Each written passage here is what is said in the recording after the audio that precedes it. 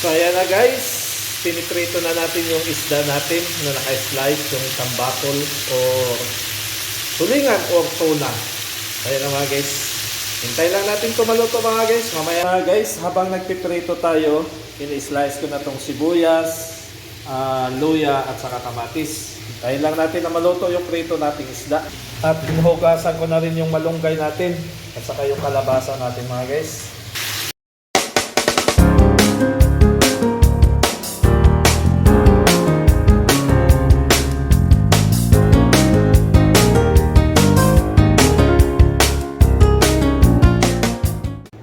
So guys, long time no see na tayo. So dito na naman tayo sa ating kusina. Nagbabalik na naman ang inyong kusinerong Pachamba. Matagal na tayo hindi nakapag-upload. Matagal na naman tayo hindi kayo nadala dito sa kusina na ating laging pinaglutuan. Yan.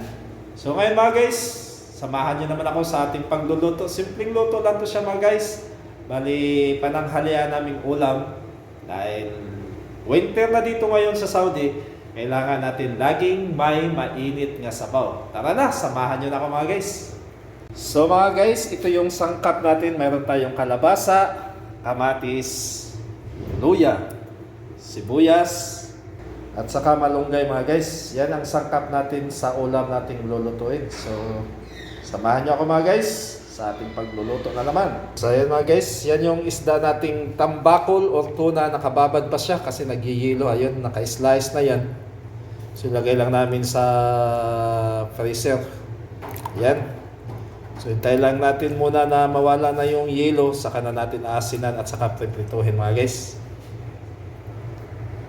So ayan mga guys, tapos na natin nalagyan to ng asin. So prituhin muna natin. Tapos maya, sabawan. So ayan mga guys, yan na yung kawali natin. Ang ginamit nating mantika is used oil yan sa mga guys. Pinagprituhan ko to siya kahapon ng pakpak ng manok. Sayang naman na itapon natin mga guys. Malinis pa naman ang mantika kung nakita nyo. So ito lang din ang pagprituhan natin ng isda mga guys. So ayan na guys, piniprito na natin yung isda natin na naka-slice, yung tambakol or tulingan or tuna. Ayan na mga guys, hintay lang natin ito maluto mga guys. Mamaya lagyan natin ito siya ng sabaw. Sabawan siya natin. So ayan mga guys, habang nagpiprito tayo, ini-slice ko na itong sibuyas, luya at saka kamatis. Hintayin lang natin na maluto yung prito nating isda. At hinuhugasan ko na rin yung malunggay natin at saka yung kalabasa natin mga guys. Ayun mga guys, naibaliktad na natin yung prito natin isda. Ayan o, tulang-tula na. Sarap na nito. Kaso lang wala kaming pera. Sarap sana nito gataan. Pero wala na kasi kaming pera mga guys. Kaya ganito lang luto. Bumili na lang kami ng kalabasa. Magkano mala yung kalabasa? Torial. Yung malunggay namin, pinipitas lang namin yan sa park. Marami kasing malunggay doon sa park. Kaya doon lang kami namimitas lagi ng malunggay. So kalabasa lang binili namin, pahit na ito mga guys. May sabaw na at saka masustansya pa. Ayan mga guys, habang hinintay natin na maluto yung prito nating isda, kumakain muna kami ng tinapay. Gutom na talaga mga guys. Oh. Ito yung tinatawag naming kubos dito. Ito, gutom na talaga. So kain muna nito. Pang tawid gutom lang mga guys. Sarap din. Yun. Yung kasama ko, gutom na din daw siya. Ayan o. Makain din ang tinapay. Yung kubos. Makuna to siya mga guys. Pero ang sarap nguya-nguyain. So ayan mga guys. Dito na yung kasirola natin na may tubig. Hintayin lang natin siyang kumulo. Hindi ko na to gigisahin yung mga gulay kasi may mantika na yung isda natin. So magpakulo lang tayo ng tubig. Saka ilagay natin ang mga gulay natin. So guys, una ko palang linagay sa pakuluan nating tubig. Ito yung luya. Sabay ko sa pagpakulo para masarap din ang sabaw natin. Para medyo maanghang at saka mabango-bango. Kasi yung aroma ng luya ang magpapasarap maya nito. Dahil mabango ang luya. So ayan na mga guys, kumulo-kulo na yung tubig natin. Isunod na natin dito yung kalabasa natin mga guys. So ayan mga guys, lagay na natin yung kalabasa natin. Ayan.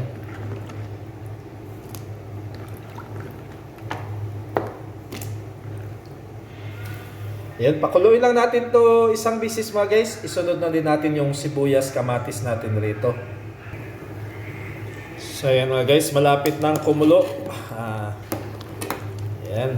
Pakuluin lang natin to siya ng maigi mga guys. Ilagay na natin yung kamatis at sibuyas natin. Kasi medyo palambutin muna natin yung kalabasa natin. Saka na natin ilagay yung isda natin at malunggay. So ayan mga guys, kumulo-kulo na ng maigi yung tubig natin. So isunod na natin yung kamatis at sibuyas natin. Ayan, lagyan na natin dyan. Ayan, hintayin lang natin ng saglit na pakuluin natin ng malakas din na kulo mga guys. Saka na natin ilagay yung isda natin. So ayan mga guys, kulong-kulo na siya. Ilagay na natin tong isda natin, haprito. Ayan. Ayan. Kuluan natin ng maigi. Ito siya para yung lasa ng isda lalabas. So ayan mga guys, hintayin lang natin yan. Pakulo-kuloin pa natin ng mga 1 minute. Saka ilagay na natin yung malunggay natin at saka timplahan. So ayan na guys, lagyan na natin ng asin. Yung gamit naming asin is iodized salt.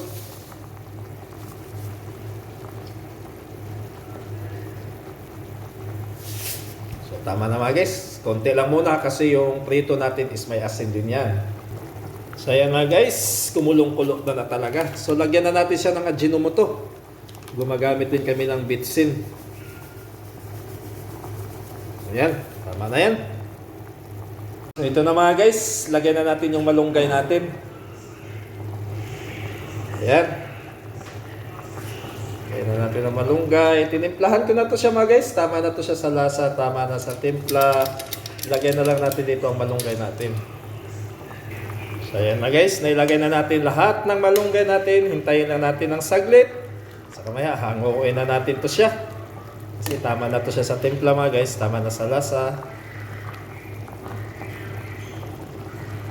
Ayan.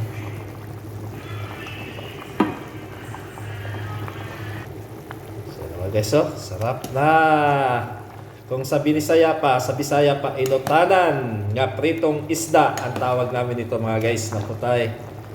Yan na, sarap na. So ayun mga guys, tama na to sa timpla, tama na to sa lasa. So, kaina na. Luto na to siya mga guys. Thank you for watching. And please don't forget to like, share and subscribe my channel. Thank you. So ayan na mga guys, tapos na tayo sa ating pagluluto sa ating ulam. Ayan, tapos na yan. So maraming salamat sa inyong lahat sa walang sawang pagsuporta sa aking channel. Mula umpisa hanggang dulo, sinasamahan niya ko. Maraming salamat sa aking mga kapwa OFW at sa aking mga silent viewers. Maraming salamat. Higit na sa lahat sa ating Panginoong Hesus. And this is it, yours truly, Michael Variety Show.